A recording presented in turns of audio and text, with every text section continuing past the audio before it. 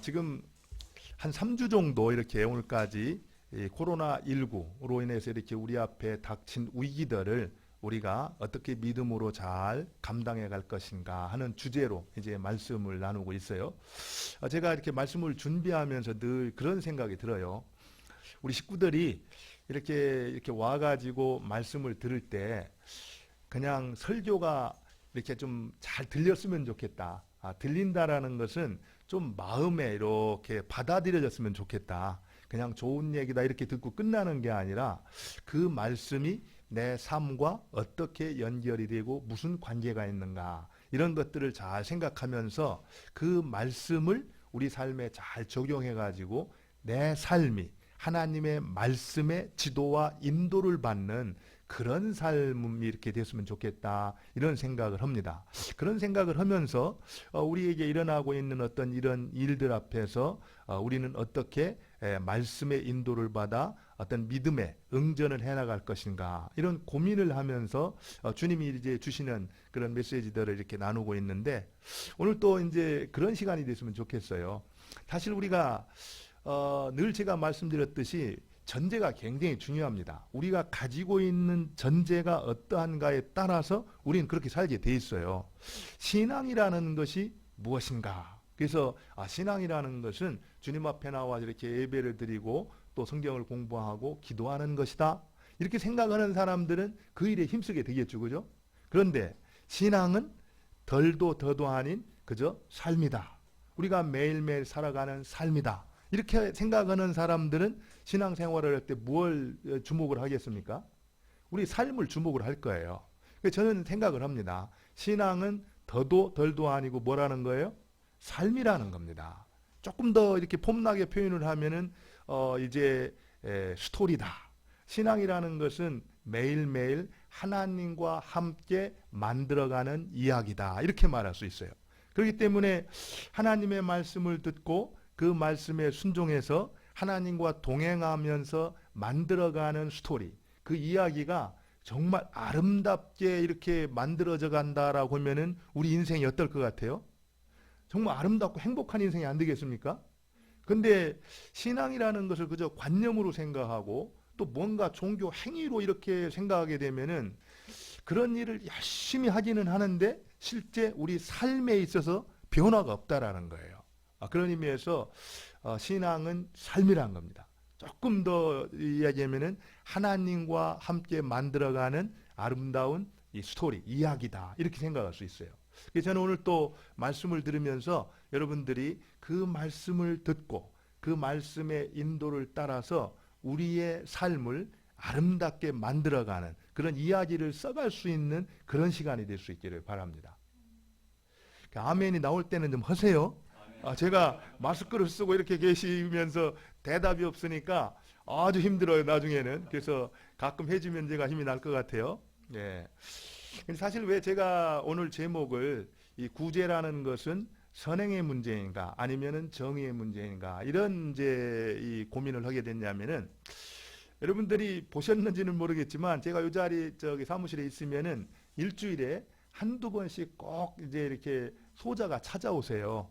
그래서 이제 배가 고프다고 그래서 밑에 이제 식당에 가서 주문을 해드리고 이제 올라오고 그러는데 이제 그분을 만나고 그분을 대할 때마다 그분이 이제 한 40대 되는 사람이거든요.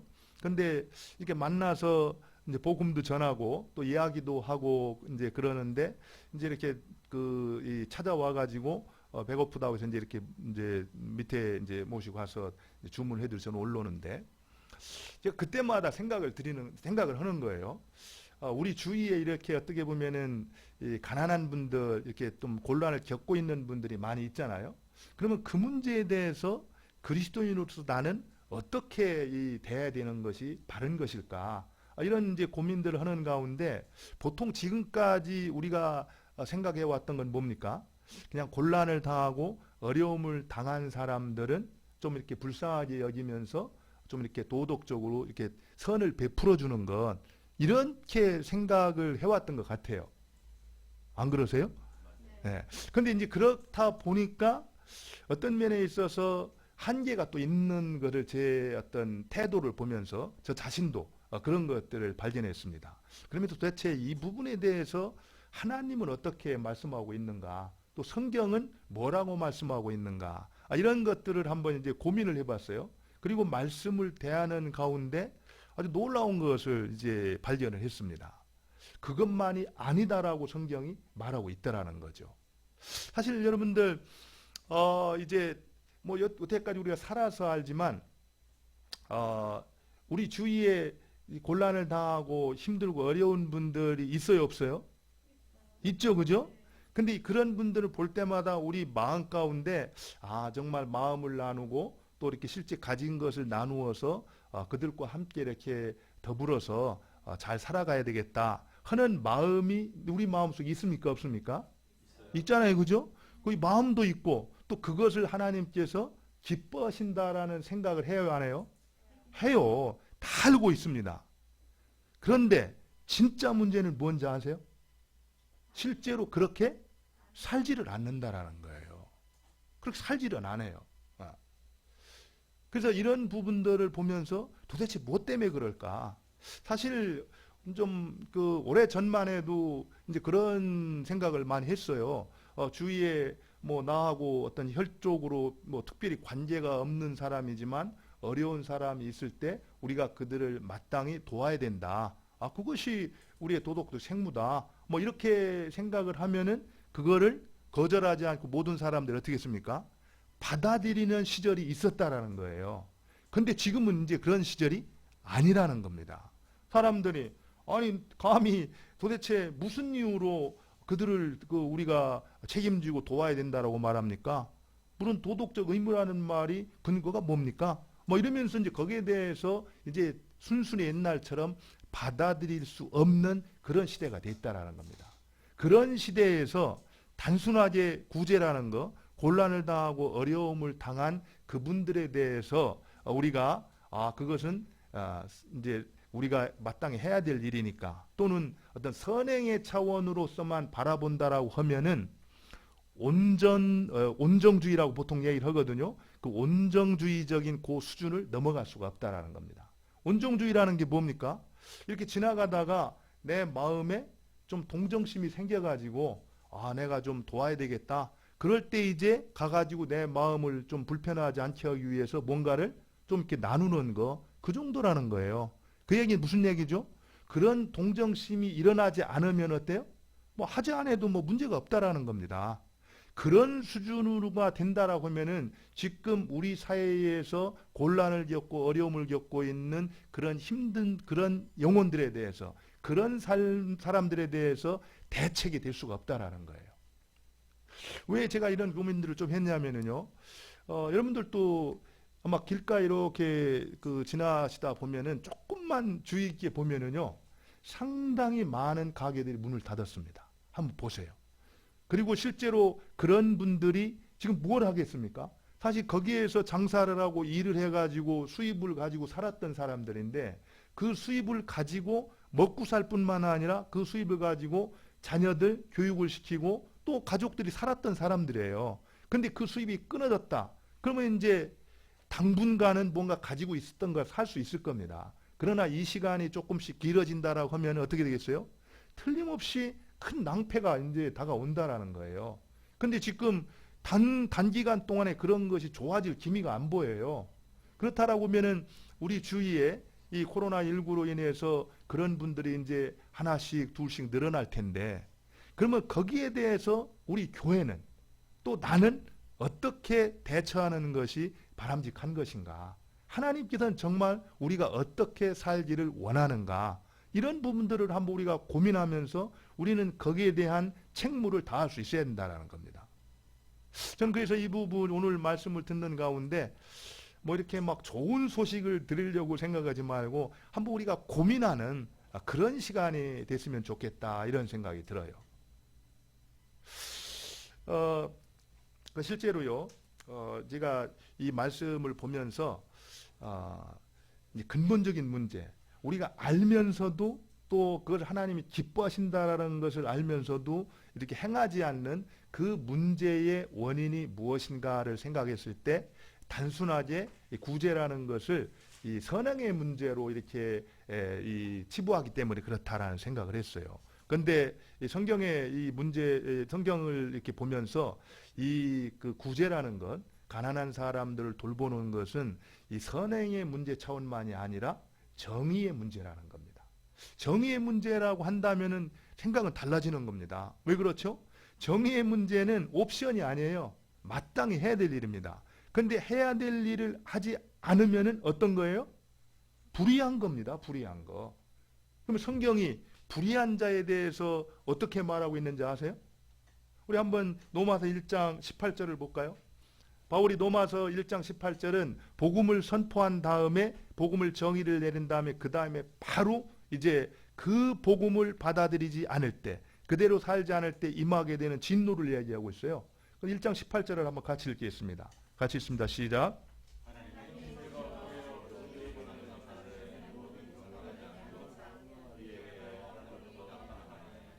예, 거기 보면은 하나님의 진노가 불의로 진리를 막는 사람들의 뭐라고 있습니까? 모든 경건치 않음과 불의에 대해서 나타난다 이랬습니다.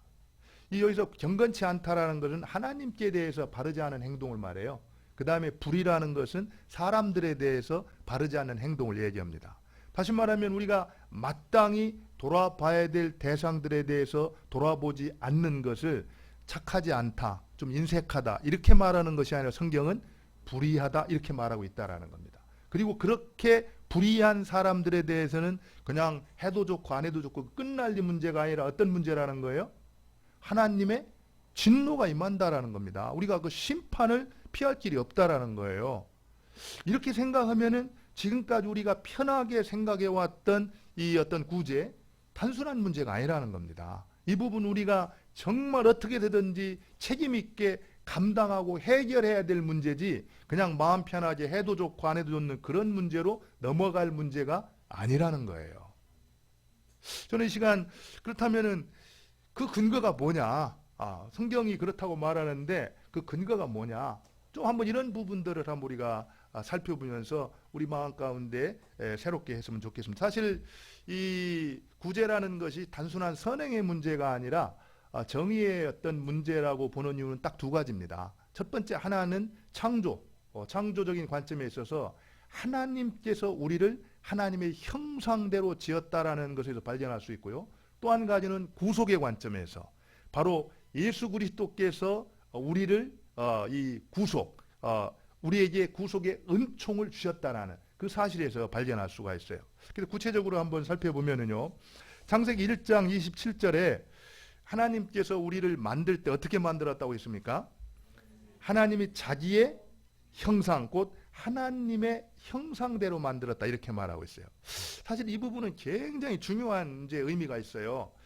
하나님께서 모든 만물을 만드시되 유독히 사람을 만들 때는 어떻게 만들었냐면은 하나님의 형상을 따라 만들었다라는 겁니다. 하나님의 형상을 따라 만들었다라는 것은 우리 모든 인생 가운데 하나님의 형상이 나누어져 있다. 하나님의 형상이 반영되어 있다. 또 하나님의 속성을 포함하고 있다. 이런 이제 의미가 있고요. 좀 더 나아가서는 하나님께서는 우리 인간을 당신의 교제의 파트너로 우리를 이렇게 만드셨다라는 겁니다. 이 얘기는 다른 말로 말하면은 우리가 볼 때 게으르고 가난해가지고 정말 가치 없다라고 생각했던 그 한 영혼에게도 뭐가 있다라는 거예요?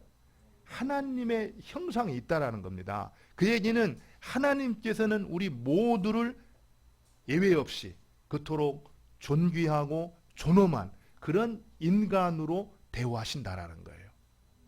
그러면 우리도 마땅히 사람들에 대해서 그렇게 대하는 것이 어떻다라는 거예요? 옳다라는 겁니다. 그것이 바로 인간을 지으신 그 창조주 하나님께 대한 바른 태도가 된다라는 거예요. 그리할 때 하나님이 영광을 받으신다라는 겁니다. 반대로요, 그 사람을 갖다가 무시하고 함부로 대하고 돌보지 않는 그런 삶이라는 것은 하나님, 그 창조주이신 하나님을 어떻게 하는 거예요? 무시하는 태도라는 거예요. 그래서 하나님께서 다른 무엇보다도 살인이라는 것을 아주 이 세상에 존재하는 그 죄 가운데 가장 극악무도한 죄라고 여기신다라는 거예요.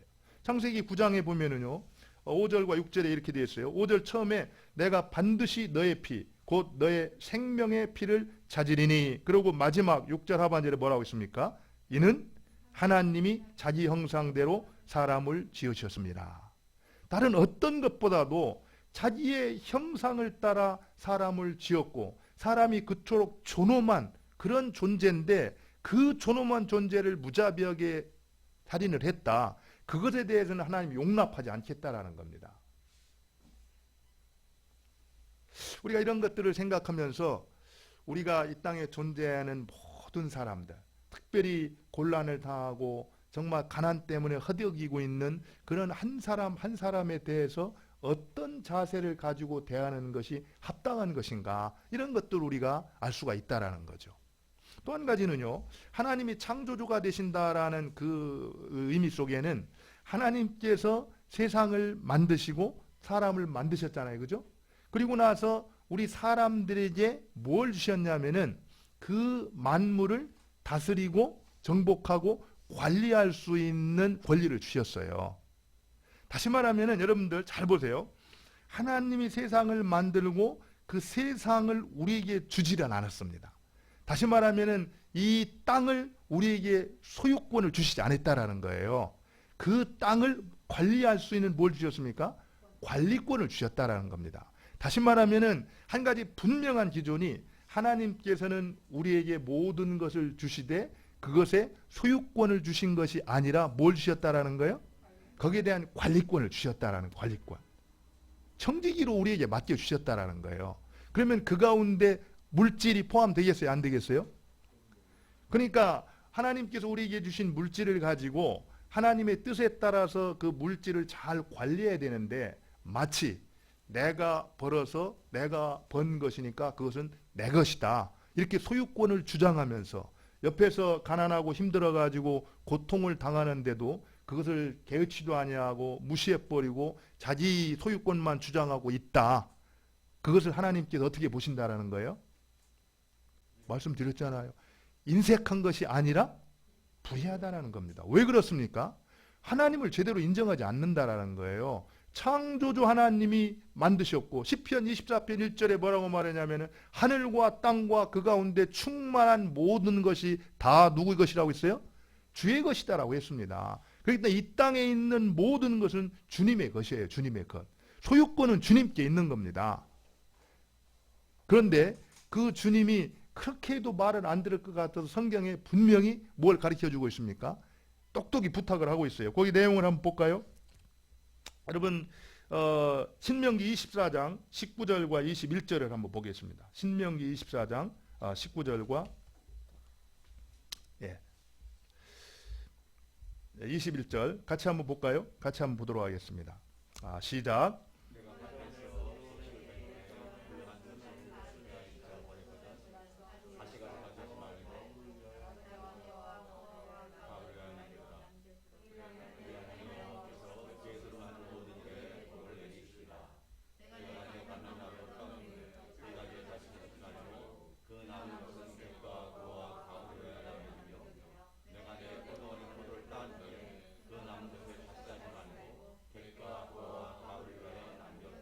예, 이 아주 굉장히 중요한 이제 말씀인데요. 거기 보면은 이제 그 하나님께서 이 땅에서 이 하나님의 백성들이 살아갈 때 어떻게 살 것인가를 얘기할 때 제도 자체를 바꾸라고 이렇게 말하지 않습니다. 그러니까 객과 고아와 과부가 있을 때 그런 것이 없는 사회를 만들라 이렇게 말하지 아니하고, 그런 것들이 있을 때 정말 그런 가운데서도 하나님의 뜻이 이루어지고 모든 사람들이 좀 이렇게 생존할 수 있는 그런 삶을 살기 위해서 너희들이 책임져야 될 것이 무엇인가를 가르쳐 주는 거예요. 가르쳐 주는데 뭐라고 말하냐면은, 밭에서 곡식을 뺄 때에 한 무틀을 밭에 버렸거든 다시 가서 그것을 가져오지 말고, 뭐라고 했어요?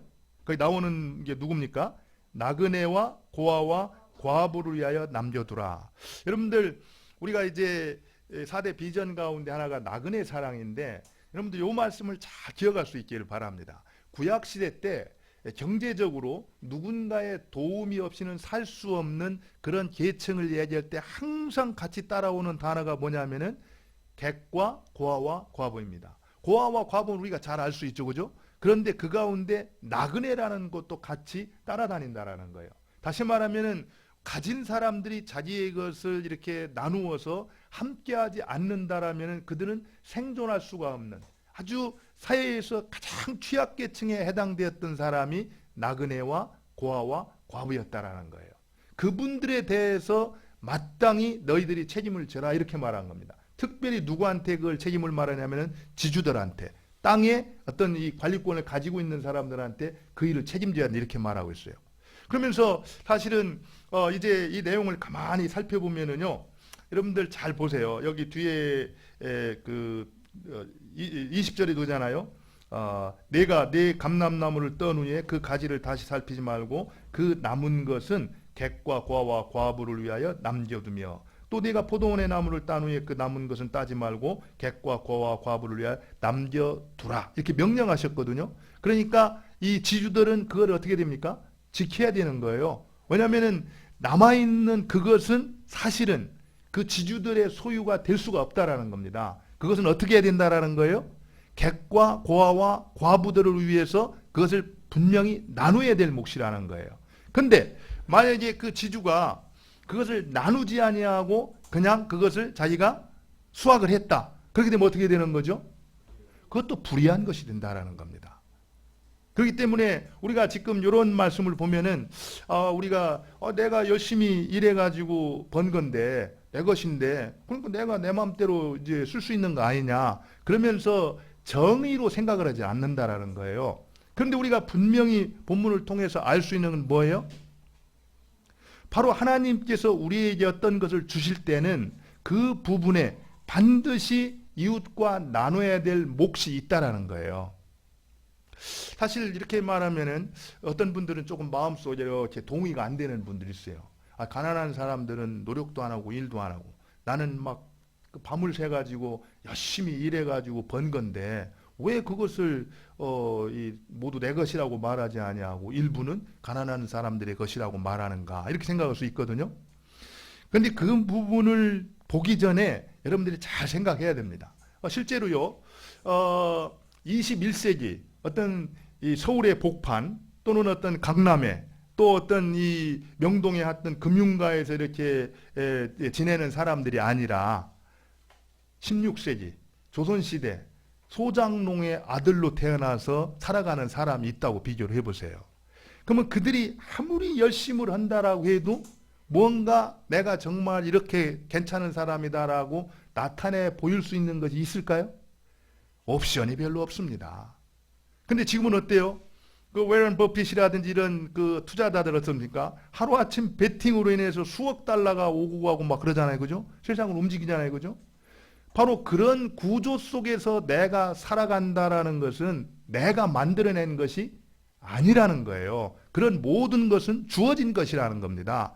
바로 내 지혜도 내 능력도 천부적으로 하나님이 나한테 주어진 것이라는 거예요. 그렇기 때문에 대부분은 주어진 것이지 내가 노력을 해가지고 뭔가 얻어낸 것이 아니라는 겁니다. 그렇기 때문에 하나님께로부터 받은 것이기 때문에 그 가운데 하나님의 주권을 인정하면서 그 일부를 바로 주위를 돌아보면서 가난하고 어려운 이웃들과 나누는 것이 마땅하다라는 거예요. 마땅하다라는 거.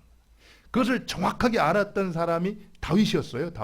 다윗은 이스라엘 역사 가운데 가장 부유한 사람이었습니다. 부자였어요. 그런데 다윗이 뭐라고 고백을 합니까? 우리 한번 역대상 29장 11절과 14절을 볼까요? 우리 한번 이 말씀은 우리가 한번 쭉 같이 한번 읽었으면 좋겠어요. 다윗이 뭐라고 고백하고 있는가? 같이 한번 읽겠습니다. 시작.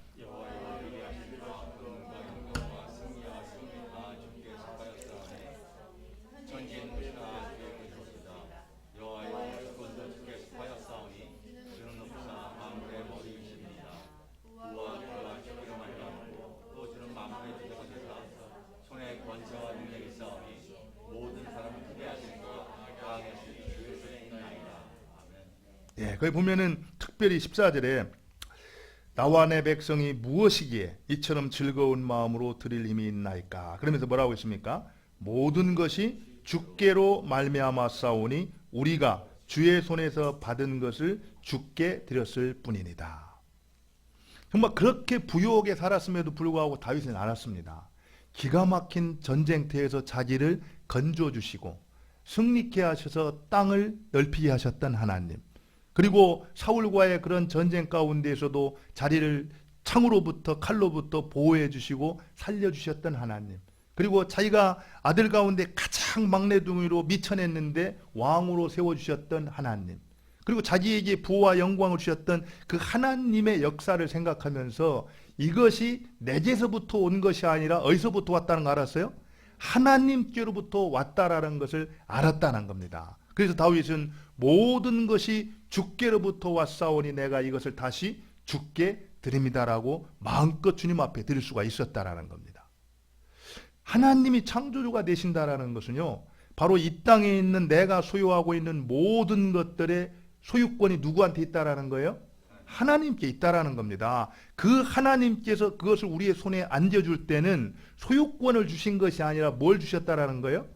관리권을 주셨다라는 겁니다. 우리는 그것을 잘 관리를 해야 되는 거예요. 근데 잘 관리하는 것 가운데 첫 번째가 뭐냐면은 하나님의 정의를 인정하면서 하나님의 뜻에 따라서 그것을 나누어야 된다라는 겁니다. 나누는 것 가운데 특별히 잊지 말아야 될 것은 객과 고아와 과부, 특별히 이 세상에 살아갈 때 정말 누군가의 도움이 없이는 살아갈 수가 없는 경제적인 약자, 바로 빈곤하고 가난한 우리의 이웃들을 우리가 책임지고 살아야 한다, 이렇게 말씀하고 있다라는 거예요.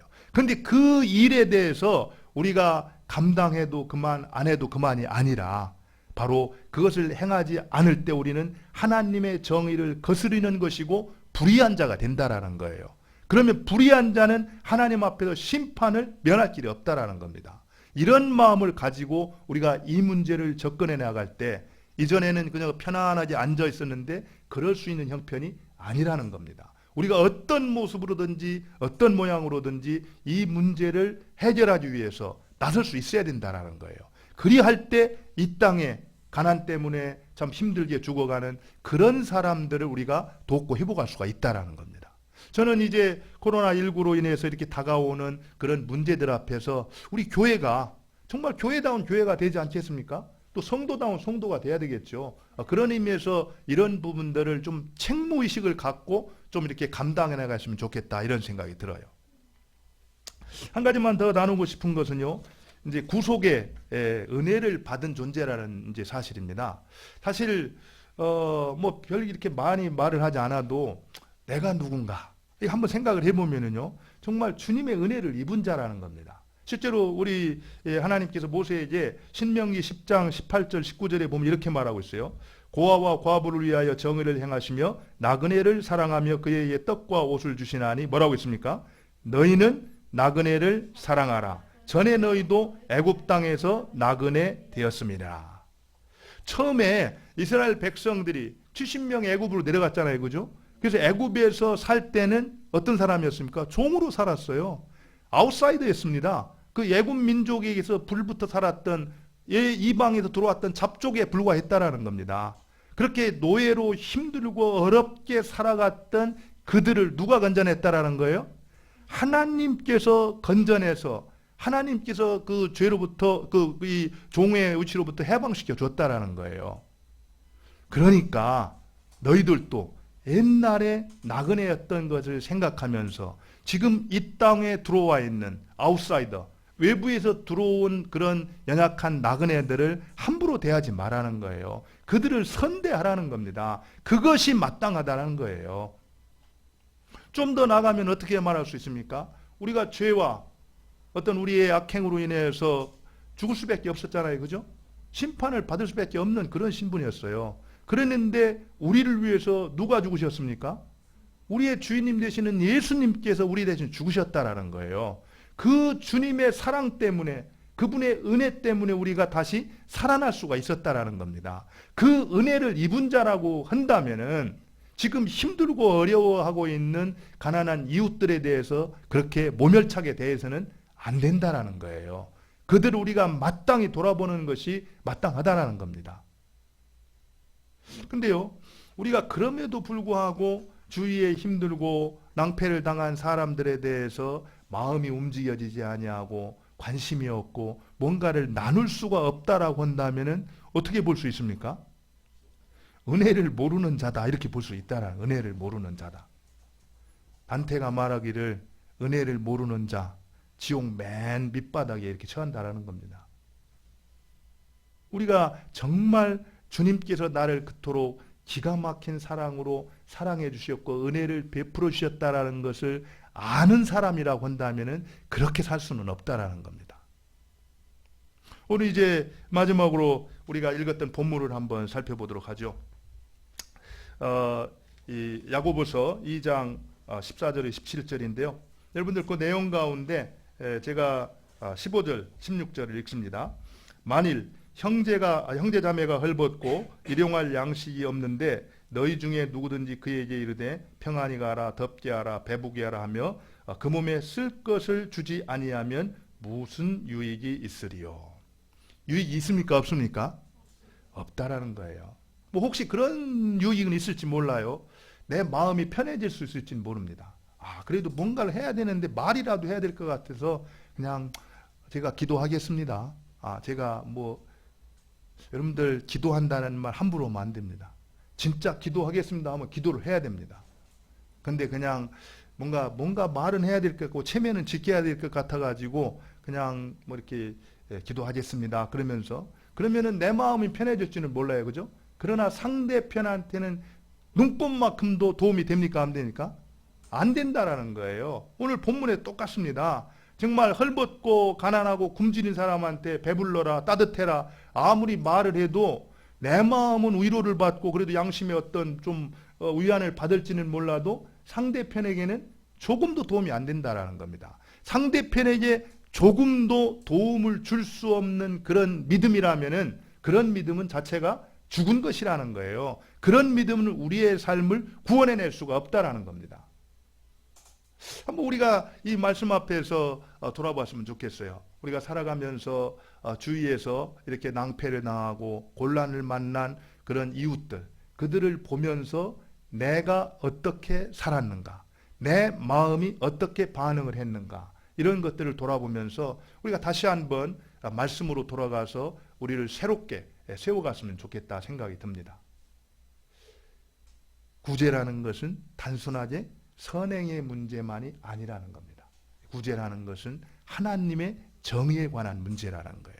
그렇기 때문에 우리가 어떤 모습으로든지 그 앞에서 책임 있는 삶을 살아야 될 것이지 그냥 옵션이 될 수가 없다라는 겁니다. 저는 우리 교회가 이런 부분들을 잘 준비했으면 좋겠어요. 우리가 큰 일은 못한다 할지라도 이런 문제의식을 갖고 우리 주위에 성큼 다가와 있는 그런 가난한 또 낭패를 당한 이웃들에 대해서 어떤 모습으로든지 우리가 정말 나눌 수 있는 그런 삶이 우리한테 있었으면 좋겠습니다. 그렇게 살아갈 때 정말 하나님이 기뻐하실 거예요. 하나님이 그것을 통해 영광을 받으실 겁니다. 그리고 그렇게 열심히 살다 보면은 어느 때 내가 따뜻한 마음을 가지고 주위에 정말 함께 기뻐하는 사람들과 함께 살아가고 있는 모습을 발견하게 될 것입니다. 저는 우리가 그런 삶을 통해서 하나님의 하나님 되심을 드러내고 우리가 그리스도인의 그리스도인됨을 이렇게 경험하면서 하나님을 섬기는 모두가 되었으면 좋겠습니다. 우리 같이 한번 기도하겠습니다. 오늘 말씀을 생각하면서 하나님, 정말 지금까지 우리가 인식이 바르지 않아서 그냥 온정주의에 머물러 있었다고 한다면 이제 오늘 말씀을 통해서 아버지 이 어려움을 당한 또 곤란을 당한 가난한 이웃들을 향해서 우리가 하나님의 정의로 이렇게 그 문제를 인식하고 살아야 될 것을 가르쳐 주셨으니 이제는 책임 있는 그런 삶을 살아가겠습니다. 하나님 나를 사용하여 주시고 나를 통하여 영광을 받아 주옵소서. 우리 같이 이렇게 오늘 말씀을 생각하면서 같이 기도하겠습니다. 기도합니다. 하나님 아버지, 그렇습니다. 오늘 말씀을 통해서 정말 구제가 단순한 선행의 문제가 아니고 아버지 하나님 정말 정의의 문제인 것을 가르쳐 주시고 우리가 주위 주위에 있는 힘들고 어려운 이웃들을 향해서 어떤 관점을 가지고 어떻게 살아야 할 것인가를 가르쳐 주시니 감사합니다. 하나님 아버지, 우리로 하여금 정말 주님께서 기뻐하시는 그대로 살게 하여 주옵소서. 그래야 해서 우리의 이웃들이 회복되게 해주시고 하나님이 기대하셨던, 하나님이 원하셨던 그러한 세상 아버지 우리가 만들어갈 수 있도록 은혜를 더하여 주옵소서. 패역한 세대 가운데에서 정말 우리의 그 받은 은혜에 합당한 그런 삶을 통해서 우리가 누구의 사랑을 받고 누구를 따라가는지를 세상에 알게 해주시고 많은 사람들을 주님 앞으로 인도하는 저희들 될 수 있도록 은총을 베풀어 주옵소서. 하나님 역사하여 주시고 아버지 하나님 특별히 서울 나눔과 섬김의 주의 식구들 어디 있든 무엇을 하든 정말 하나님의 말씀을 기억하고 그 하나님과 동행하면서 이 참으로 하나님이 우리에게 맡겨주신 귀한 사명 잘 감당하여 주님을 기쁘시게 하는 모두가 되게 하여 주옵소서. 은혜를 더하여 주옵소서. 아버지,